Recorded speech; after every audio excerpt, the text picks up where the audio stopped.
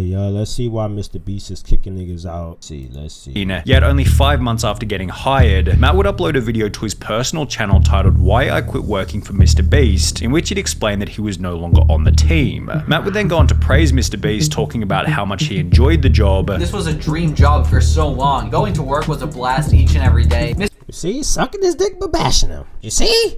Let me keep watching it. Let's not be toxic yet. MrBeast paid for my rent every month when I lived in North Carolina. Me and MrBeast, I still consider friends. Never got in any fights. No one did anything wrong in this situation. If you're watching this, MrBeast, I love you, bro. However, despite ending his message by stating that he loved MrBeast, he probably thought MrBeast was gonna contact his ass after that "I love you" message. Like, come back, let's be friends, let's reunite. You ain't get that. Ain't happen. Approximately 1 year and 2 months later, Matt Turner would take to Twitter stating the following: "I'm not going to make a video about my time editing for MrBeast, but I will say that it was the most mentally draining time of my life. I was yelled at, bullied, and called replaceable by MrBeast every day."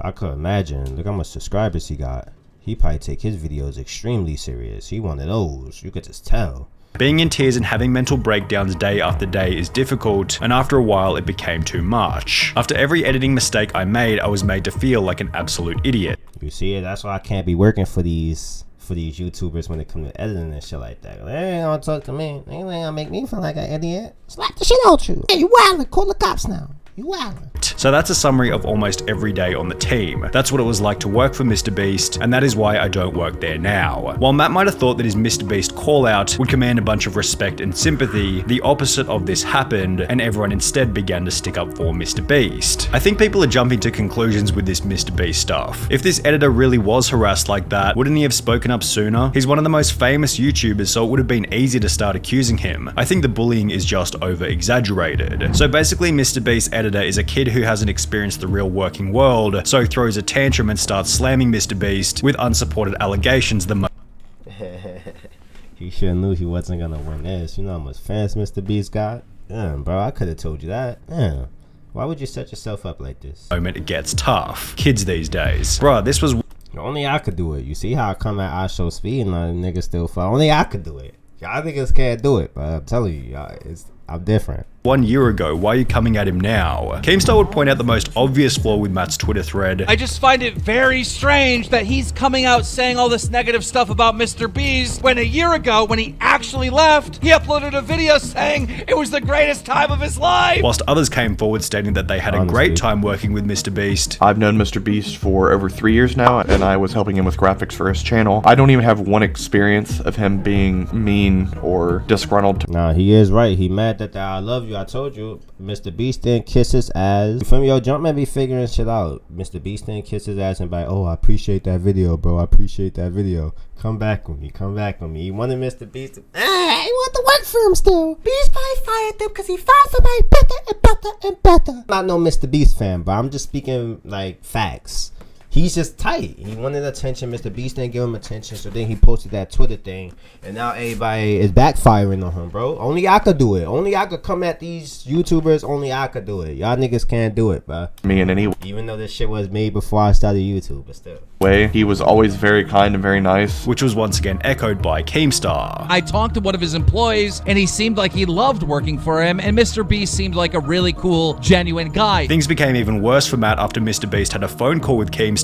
And what MrBeast told me is basically like when they fired him or whatever, they gave him $10,000 and they got him a job at Sword. And shortly thereafter, Matt deleted the tweets and was even brave enough to claim that his Twitter had been hacked. Despite basically being laughed off the internet, Matt Turner continues to upload van life videos, one of which including a pretty weak apology to MrBeast. If anyone was offended by me saying that that wasn't the best experience, well then I do apologize. With the whole ordeal being summarized by YouTuber prison mate Luke. What did you gain from it, really? A little bit of clout from the beginning. You destroyed any chance of you having an actual YouTube.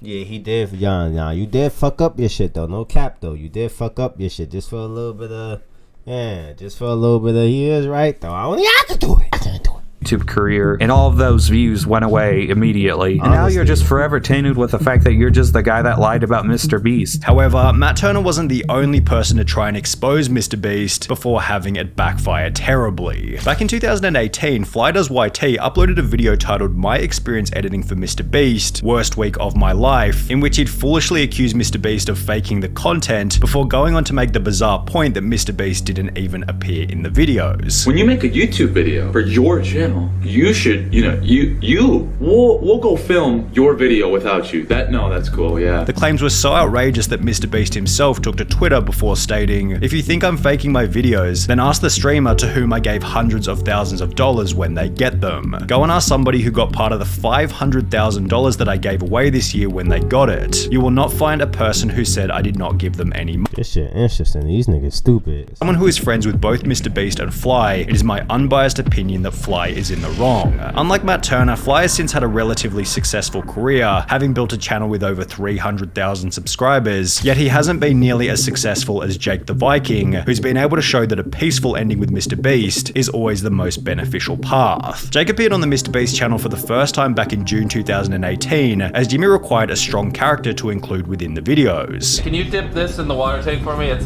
really heavy, but you're like a big boy. At this point in time, the content was often quite physical, and therefore having Jake as a member of the team worked out perfectly. However, by early 2020, the content became less focused on physical challenges, and as a result, Jake began to appear in fewer and fewer videos. He'd be seen one last time in $60,000 Extreme Hide and Seek Challenge, which was followed by a comment to Jake's TikTok 2 months later asking, "Are you still working with MrBeast?" To which he'd respond, "Lol, nah, they fired me." 9 days later, Jake would clarify this comment by uploading a now incredibly viral video titled Why I Left MrBeast, in which he'd explain why he'd been let go. And it came down to my piece no longer fit the puzzle, if that's the best way to put it. Before discussing how he wanted to leave anyway, so he could pursue content creation under his own name. It was a mutual leaving. I'd already told him multiple times, what I wanted to do was kind of be my own boss, do my own thing. Me and Jimmy did not have any type of falling out, so everything's cool. Smart, sucking his dick.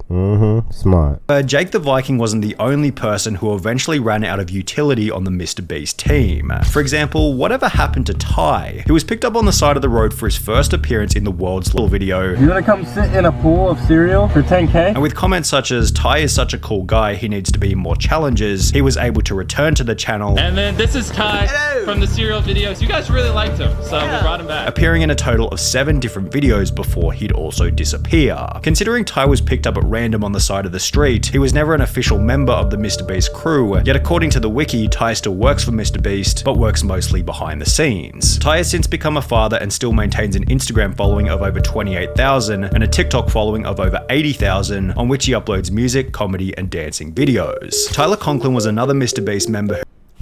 So basically what I'm looking at is all these niggas who MrBeast stopped making videos with, tried to expose them on YouTube for a couple clout, you feel me, but they end up failing.